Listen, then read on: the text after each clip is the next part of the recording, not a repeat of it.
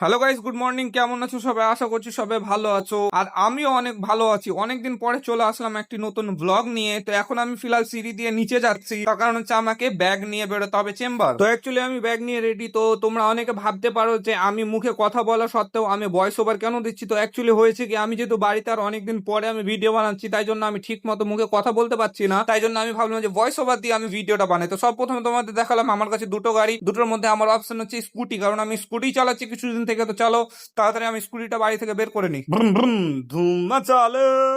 তো ধুম্মা চালে করতে করতে দেখো আমি এদিক ওদিক তাকাতে তাকাতে আমার স্কুটি ফিলহাল বের করে নিয়েছি। এবার আমাকে সামনে যে আমাকে আবার তাকাতে হবে, পিছন দিয়ে কেউ ঢুকে না দেয়, ভয় লাগে মাঝে সাঝে। তো নেমে আমি সোজা করে করছি, কারণ আমাকে মেন স্ট্যান্ড করতে হবে। সবই তো ঠিক আছে, কিন্তু আমি আবার ভেতরে সরি সরি সরি ভুলে গেছি, আমার তো ফোন নিতে হবে। চলো তাড়াতাড়ি ফোন নিয়ে নিই এবং গেটে তালা মারিয়ে দিই। Boom boom boom boom boom boom.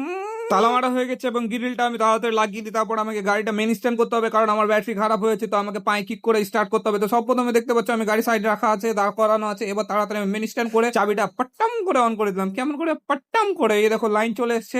তো এবার আমাকে কিক মারতে হবে ভাই। কিক মারতে মারতে এমন মাঝে সাঝে মনে হয় পা খুলে যায়। তো বেরোতে চাচ্ছিল না আমি, এই জিনিসটা প্রচুর বিরক্ত হয়েছিলাম। কতক্ষণ ধরে চেষ্টা করার পর বেরিয়েছিল এবং ডিসকাউ ডিসকাউ ডিসকাউ।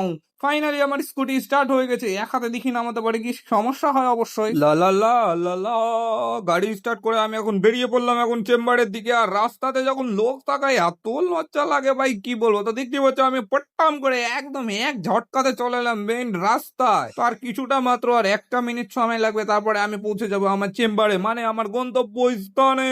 আর তোমাদের সাথে বকর বকর করতে করতে দেখতে পাচ্ছ আমি চলে এসেছি চেম্বারে এবং আমার গাড়িকে এখানে মেন স্ট্যান্ড করে রেখে দিয়েছি। এবার দেখতে পাচ্ছ সব প্রথমে তোমরা দেখতে পাচ্ছ সামনে সৃজনী, তার পাশে আছে সানিয়া মার্বেল, আর এখানে আছে নতুন সুজুকি শোরুম।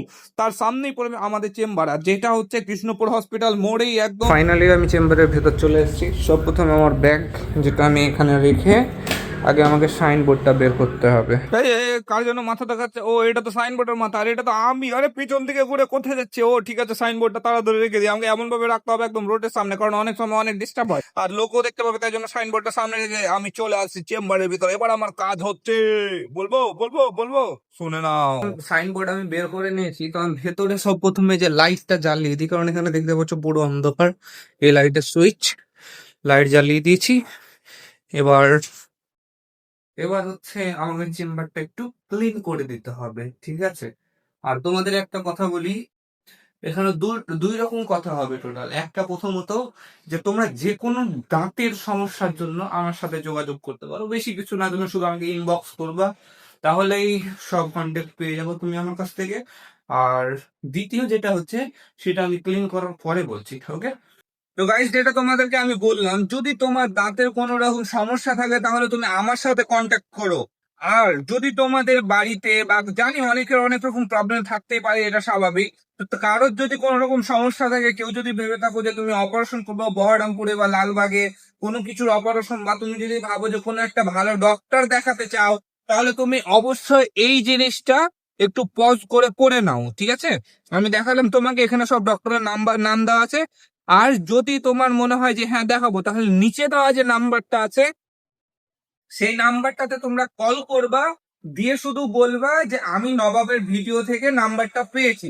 তাহলে তোমরা হয়তো অনেকটা এই ডিসকাউন্ট পেতে পারো, ঠিক আছে? পেতে পারো আমার নাম করলে।